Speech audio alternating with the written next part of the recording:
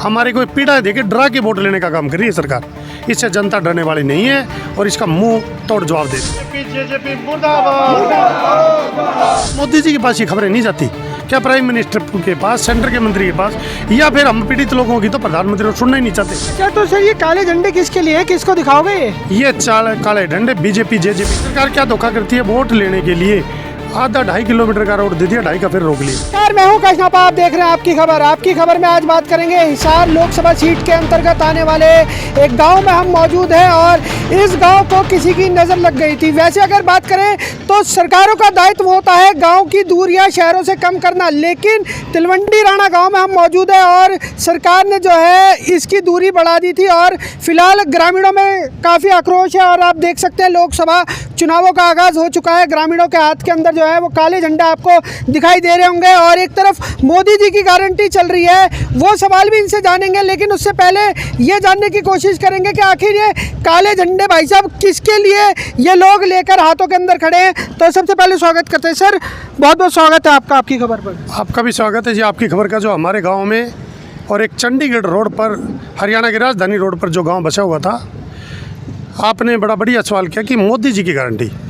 मोदी जी की गारंटी, एक बात हम पूछना चाहते हैं, क्या मोदी जी की गारंटी ये पता है कि हिसार लोकसभा भी हरियाणा में, और हिसार लोकसभा के पीड़ित कहाँ हैं, यूपी का पीड़ित कहाँ है? हर गांव में कम से कम प्रधानमंत्री मोदी गारंटी को ये भी पता होना चाहिए। जब मोदी जी गारंटी लेते हैं तो गारंटी न्याय दिलाने की भी लें। उनके एमपी जीत के और एक मेंबर बन के चले जाएंगे तो क्या वो गारंटी लेते हैं? आज हमारे रोड की हम बात बता दें। चंडीगढ़, हिमाचल प्रदेश, जम्मू कश्मीर के बीच का गुजरात राजस्थान को जाने वाला एक अहम रोड था, जो अंग्रेज़ों के समय से रोड चलता आ रहा है, जो अंग्रेज़ों के समय में आज़ादी की लड़ाई के टाइम इतने कष्ट नहीं झेले जो आज ये गांव झेल रहे हैं। जो 5 किलोमीटर पार्ट ऑफ सिटी था, यहाँ से हमारी लड़कियाँ, बहन बेटियाँ, बुज़ुर्ग इलाज के लिए, पढ़ाई के लिए और कारोबार के लिए पार्ट ऑफ सिटी बन गया था। इतना विकास कर रहा था कि ये गाँव चमका हुआ था। अब इस गाँव को एयरपोर्ट के जुमले के कांटे को उजाड़ने का काम किए, जो वहाँ पर आज तक ना कोई जहाज चले ना, परंतु फिर भी एयरपोर्ट बने, बड़ी चीज़ें आए। उसका समाधान ये तो होना चाहिए, पहले हमारे को रोड देना चाहिए था। अब सरकार की गलती और गिनो इस बात में। सरकार कहती है कि रोड, आज हम 15 महीने के करीब रोड पर धरने पर बैठे हैं। अगर धरना दे के हमने, सरकार कहती है न्याय प्रिय सरकार, न्याय देने वाली सरकार, न्याय अगर होता तो 15 महीने सड़क पर बैठ के न्याय मिलेगा। सरकार के लिए शर्म की बात है कि चुनाव है, भोले भाले लोगों ने पहले भी वोट दे के इनको भर दिया। तो अगर ऐसे कष्ट पीड़ित सरकार और तकलीफ़ें दे के लोगों को डरा डरा के वोट लेना चाहे और अब ऐसे समय में कहते हैं तुम्हें रोड दे देंगे। अब रोड की बात आई, जब हम 14-15 महीने से बैठे हैं तो लोगों ने कहा हम रोड दे देंगे। फिर भी सरकार क्या धोखा करती है? वोट लेने के लिए आधा 2.5 किलोमीटर का रोड दे दिया, 2.5 का फिर रोक लिया। इसलिए रोका, बोले पहले वोट दो। तो इसका मतलब दबाव दे के, डरा के वोट लिया जाता है। ये न्यायप्रिय नहीं है। अच्छा तो सर ये काले झंडे किसके लिए है, किसको दिखाओगे? ये काले झंडे बीजेपी जेजेपी सरकार की तकलीफ़ों के कारण हमारे दर्जनों गांव और बरवाड़ा, उकलाना और ये हिसार लोकसभा, जो सारा सबसे लंबा एरिया इसी रोड पर पड़ता है हिसार लोकसभा का। हिसार से आगे सरसा लोकसभा है, अम्बाड़ा लोकसभा है, कुरुक्षेत्र लोकसभा है, उसका सबकी रीढ़ की हड्डी ये है। सरकार को हम दिखाना चाहते हैं कि पीड़ा दे के वोट मत लो। अच्छा सर, अगर इस विरोध प्रदर्शन की बात करें तो कौन कौन से गांव हैं जिनके अंदर ये काले झंडे जो हैं वो सरकार को दिखाएंगे, सरकार के नुमाइंदों को दिखाए जाएंगे? यहाँ पर जो बस पास भी स्कूली बच्चों का, छात्र छात्राओं का बढ़ता था, वो 45 किलोमीटर तक बढ़ता है और अब जैसी दूरी बढ़ी है वो सारी दूरी बढ़ गई। जो 5 किलोमीटर का रास्ता 23 हो गया। इससे सैकड़ों गाँव प्रभावित हैं, बच्चे प्रभावित हैं, लोगों की दूरी प्रभावित है, बहुत ज़्यादा दिक्कतें हो रही है। तो ये कई लोकसभा क्षेत्रों पर इसका प्रभाव पड़ेगा। अच्छा सर, मेरे को जिस प्रकार से देश के प्रधानमंत्री लगातार जो है वो ये बयान आ रहे हैं, कोई भी अगर आप टीवी चैनल खोल के देख लोगे, अब की बार 400 पार, अब की बार 400 पार, तो क्या जो भाजपा सरकार है, जो बीजेपी सरकार है, क्या लोगों के दिलों में इतनी जगह बना पाई है कि 400 पार का वो आंकड़ा कर सकती है? देखो जी, जब लोगों को पीड़ा देके और डिक्टेटरशिप करके सरकारें में सुन तो किसी की नहीं रही। हम पीड़ित लोग जब 15 महीने से बैठे, हमारी बात नहीं सुन रही, क्या मोदी जी के पास ये खबरें नहीं जाती? क्या प्राइम मिनिस्टर के पास, सेंटर के मंत्री के पास, या फिर हम पीड़ित लोगों की तो प्रधानमंत्री को सुनना ही नहीं चाहते? उनको खुद भी मीडिया के माध्यम से, सोशल मीडिया के माध्यम से और हमारी तकलीफ के माध्यम से CID लेके खुद संज्ञान केंद्र सरकार को लेना चाहिए था, हरियाणा सरकार के विरुद्ध संज्ञान लेना चाहिए था कि वो पीड़ित लोग हैं, उनका रोड रोका गया। अगर हम नाजायज़ थे तो हमें आधा रोड क्यों दिया? जब एयरपोर्ट की दीवार बनने लगी तभी रोड पूरा दे देते। हमारे कोई पीड़ा दे के डरा के वोट लेने का काम कर रही है सरकार। इससे जनता डरने वाली नहीं है और इसका मुंह तोड़ जवाब दे देगी।